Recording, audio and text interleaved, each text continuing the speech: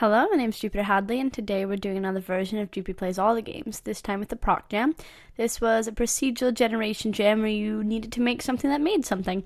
This is not necessarily a game jam. There are other things that you could have made, like Twitter bots or graphics or, anything that has something to do with generation or procedural generation. This is also not the end of the game jam. This game jam is open. This is just the sort of submission date that kind of closed it. It's like the official closing, but other entries will probably be added over the next couple of months and maybe even later this year. The Proc Jam is a really cool game jam, and I'm covering all of the entries that were submitted by the end time for about a minute each, 10 per video. Links to individual things will be in the description, so feel free to check them out, and all my info will also be in the description. At the end, I'll probably have an article of my favorites on Game Jolt's Fireside, so keep a lookout for that. Thank you very much for watching and liking and commenting. Next, we're checking out Mini Dunj. This is a dungeon room generator that's a Twitter bot. So it basically creates mini emoji dungeon rooms and posts 8 times a day. So this is like one of the dungeon rooms that it created today. It's got quite a few. That one's a pretty big room with shells in it and such. Promoted tweet, how dare you.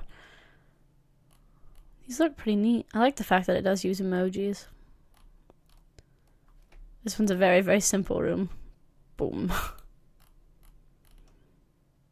One's got a skull in it and a flower. Wonder if someone would take all of these emojis and make a game out of it, so interpret what, that Chinese, is it Chinese? That character right there, that red circle character does. Be quite interesting. But yeah, so if you want your Twitter feed to contain more emoji dungeons, it's a Twitter bot to follow. Next. We're playing Yamashita Treasure. Oh, okay. What if we just drop that box? I hope it explodes something. So, I am supposed to be... Oh. It's a weird noise. How do I interact? I'm supposed to be searching for a mystery, for a crew member who's mysteriously disappeared.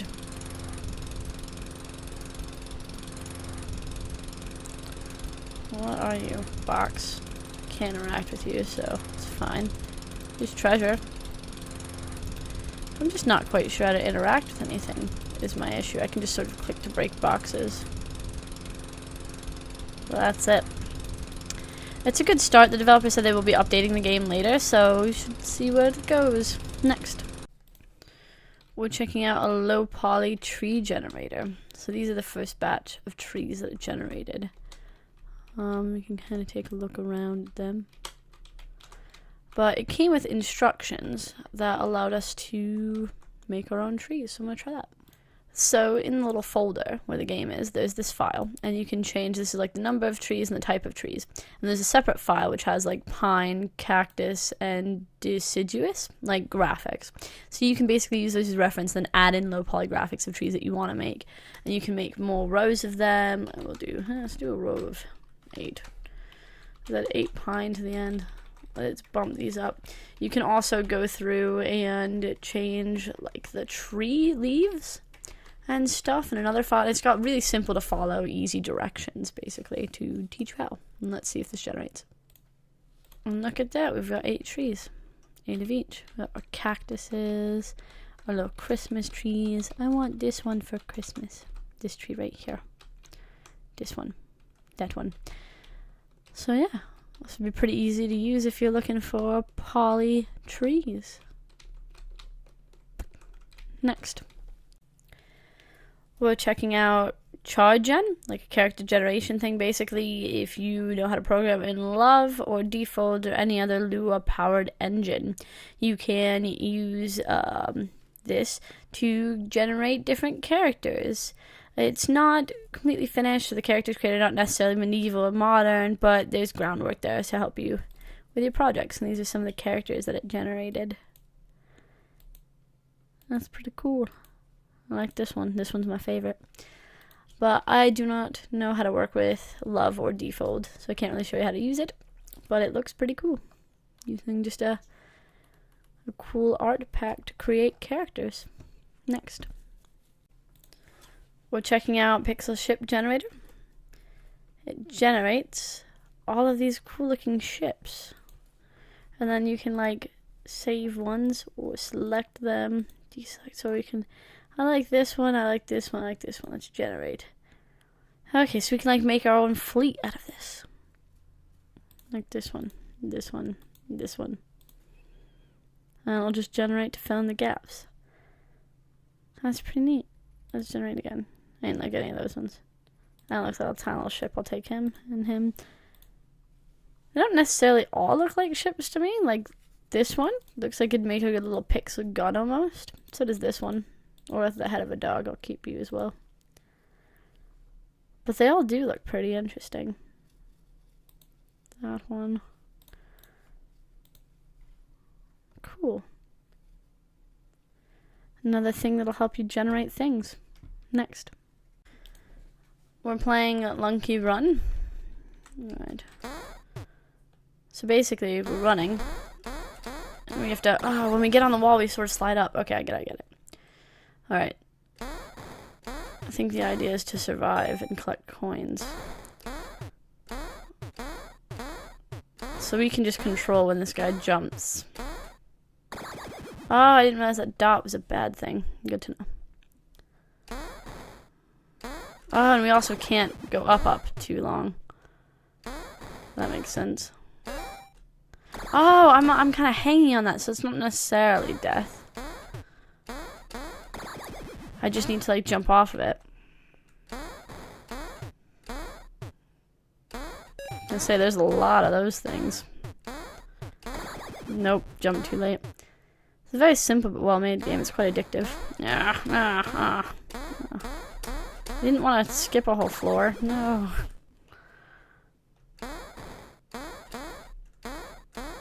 Okay, we'll go here. Sure, it'll be fine.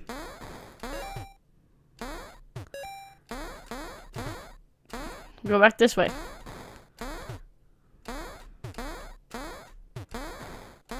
We did one of those hook things. Nope. Next. We're playing Lovers in a Dangerous Vacuum. Oh, this looks super cute. Here I am, the spider lover. Just looking for my buddy in a maze. Looks like he's not in here. The sound and graphics are great. Not in here. Maybe in here? Ah, now we've got more rooms and a bad guy. Ah, it's someone with a glass. Go away. Oh, I don't know how to break out. Oh, it auto-closed. Awkward. Alright, so at the end there you saw it got cupped, and then I got cupped by like the little cup, and then it like faded out and then X'd out. Well, this was supposed to be what played.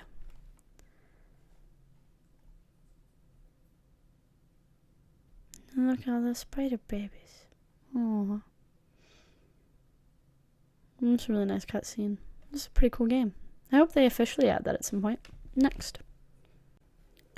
We're playing Cat Flat. This is a game made for VR. I don't have a VR, so I'm just going to be playing it without one.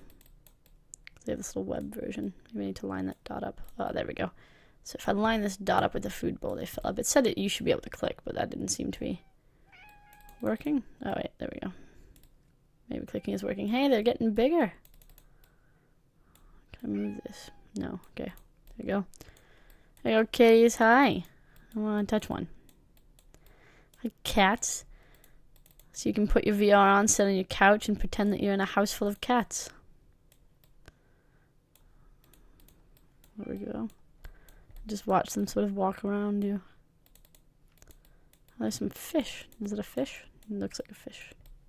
No, it's a cat. I don't know, it was a weird angle and it wasn't moving, so I was a bit confused as to what it was doing. Just sitting. Alright, this is pretty cute. Next. We're playing Test Pilots. R&D have gone a little crazy and designed thousands of different spaceships for the local fleet. As the resident hotspot pilot, you'll get a chance to fly each machine around and see how which one performs well. So this is the current one. It's, yeah, it looks decent. Looks like a little U. Oh, it moves very fast. Oh, a little too fast. I don't know if I'd want to control this. in a fleet in a life or death situation.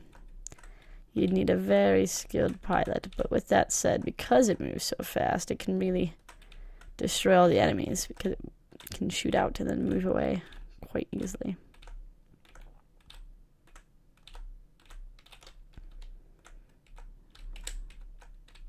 I'm not sure if I have to die to test the next ship or what, but you get to infinitely test awesome ships and see which ones work out best. I think we've got a pretty good one to start out with. Cool. It's a really neat concept.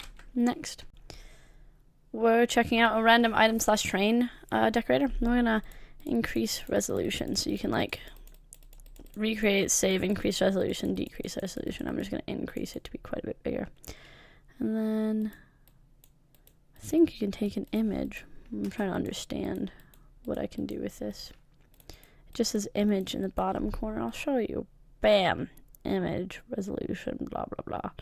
So I just wasn't quite sure what to do with the resolution. Or with the image, the word image. What if I type in something else there? Doesn't seem to have much of a difference. Type in my name. Yeah. Maybe that's just the file type that you save it as. I like the color schemes it picks out. Like just those, like, the side of that matches quite well. It's definitely an interesting tool. Next. We're playing GMG LTP again. So I kind of played like the weird version that they just had up for testing as opposed to this one, which is much better. Okay. So we just want to match the shapes. And I think not be in the spot that has an X. So we'd be up now.